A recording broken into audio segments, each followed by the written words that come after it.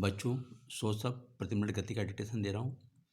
Dictation से पूर्व आपको बताना चाहूँगा, जो बच्चे रिपोर्टर स्टेनोग्राफर की तैयारी कर रहे हैं, वे अगर क्लास लेना चाहें, पेड क्लास, तो अपना नंबर मुझे मोबाइल पर दे सकते हैं, एनरोल हो सकते हैं।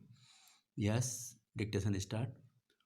पूर्व और वर्तमान सांसदों, विधायकों के खिलाफ दर्ज मामलों की धीमी जांच बहुत चिंताजनक है। जिन मामलों में जल्दी फैसले आ जाने थे, वे भी अटके हुए हैं। कुछ आपराधिक मामले तो 15 साल पहले दर्ज हुए थे और मामले भी ऐसे जिनमें दोष सिद्ध होने पर आजीवन कारावास की सजा भी हो सकती थी। लेकिन ऐसे मामलों में भी जांच की दिशा में केंद्रीय जांच ब्यूरो सीबीआई और प्रवर्तन निदेशालय ईडी की धीमी कार्रवाई बहुत चिंता में डाल देती है।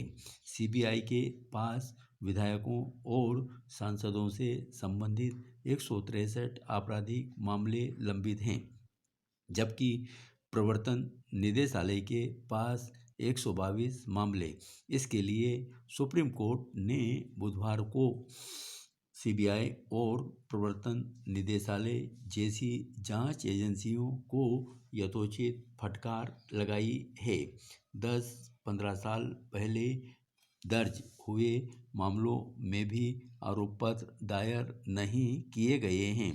देश के प्रधान न्यायाधीश एवी रमन्ना ने इन एजेंसियों के कारण बताने को कहा है। प्रवर्तन निदेशालय केवल संपत्तियों को कुर्क कर रहा है और इसके अलावा कुछ नहीं। 3 जजों की पीठ की अध्यक्षता कर रहे न्यायमूर्ति रमन्ना ने साफ कह दिया है कि मामलों को यूं लटकाए न रखें, आरोप पत्र दाखिल करें। सुप्रीम कोर्ट की यह टिप्पणी बहुत मायने रखती है। प्रधान न्यायाधीश ने लगे हाथ यह भी कहा है कि हम इन एजेंसियों के खिलाफ कुछ नहीं कहना चाहते, क्योंकि हम इनका मनोबल गिराना नहीं चाहते। लेकिन यह सब लंबित मामलों की संख्या बहुत कुछ कहना है। ऐसा लगता है इन एजेंसियों को जांच या मामलों को न्यायपूर्ण अंजाम तक पहुंचाने की कोई जल्दी नहीं है और यह बात सुप्रीम कोर्ट के सामने भी साफ तौर पर आई है। आज की स्थिति में एजेंसियां देरी के स्पष्ट कारण बताने की स्थिति में भी शायद नहीं है। यह स्थिति चौंकाती है जब भी अपनी व्यवस्था में बड़े लोगों के खिलाफ शिकायत सामने आती है, तब उसका अंजाम पर पहुंचना आसान नहीं होता। कानून व्यवस्था संभालने वाली एजेंसियां भी यह बात नहीं समझती कि अगर किसी अपराधी नेता को 10 साल का मौका मिल गया तो वह 2 बार चुनाव जीतकर क्या कर सकता है। क्या किसी अपराधी नेता से हम उम्मीद कर सकते हैं कि वह देश में कानून व्यवस्था संभालने वाली एजेंसियों को सहजता से काम करने देगा? असल चिंता यही है। इसमें कोई शक नहीं है कि राजनीति में अपराधियों की पेट को रोकना सबकी जिम्मेदारी है।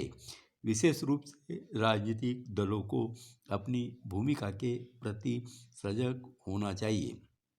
कुछ ही समय पहले सुप्रीम कोर्ट ने एक अन्य मामले में 9 राजनीतिक दलों को अवमानना का दोषी ठहराया था। दिक्कत यह है कि राजनीतिक दल दागी नेताओं को बचाने की हर मुमकिन कोशिश करते हैं। राजनीति में अपराधीकरण पर तल्ख टिप्पणी करते हुए शीर्ष अदालत एकाधिकार बार इशारा कर चुकी है कि राजनीतिक दल राजनीति से अपराध खत्म करने की दिशा में सही कदम नहीं उठा रहे हैं। क्या सुप्रीम कोर्ट की ताज़ा पहल के बाद सुधार की संभावना बढ़ी है? प्राथमिक स्तर पर इन महत्वपूर्ण जांच एजेंसियों में मानव संसाधन की कमियों को पूरा करना चाहिए और इसके साथ ही अदालतों में भी कोई पद खाली नहीं रहना चाहिए, तभी कानून व्यवस्था पूरी क्षमता के साथ काम कर सकेगी। धन्यवाद।